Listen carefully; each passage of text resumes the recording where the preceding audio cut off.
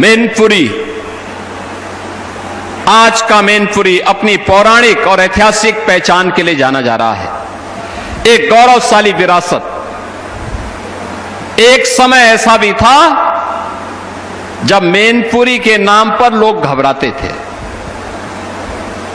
मैनपुरी के नाम पर यहां के नौजवानों को होटल में कमरे नहीं मिलते थे, धर्मशाला में कोई टिकने नहीं देता था, और दूसरे शहरों में वह कितना भी शरीफ हो, कितना भी ईमानदार हो, किराए के मकान देने में भी लोगों को थोड़ा परहेज करना होता था।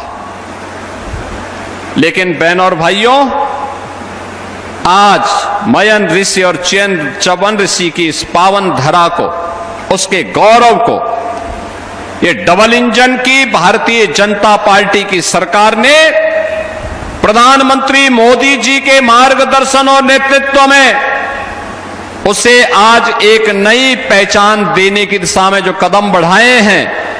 आज अगर मैनपुरी का नौजवान भी, मैनपुरी का किसान भी, मैनपुरी का व्यापारी भी अगर प्रदेश के बाहर देश के किसी कोने में जाता है और अगर वह अपना परिचय देता है कि मैं यूपी से हूं, मैनपुरी से हूं, सामने वाले व्यक्ति का चेहरा चमकता है और वह सम्मान देने के लिए उतावला दिखाई देता है। यह पहचान का संकट किसने खड़ा किया था?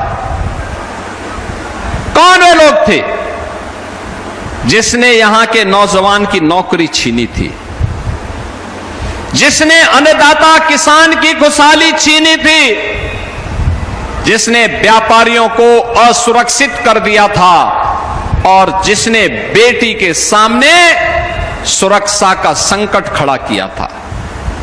कौन वे लोग थे जिसने हमारे कारीगरों को बेरोजगार बना दिया था? कौन वे लोग थे? कहीं और दूर के नहीं थे,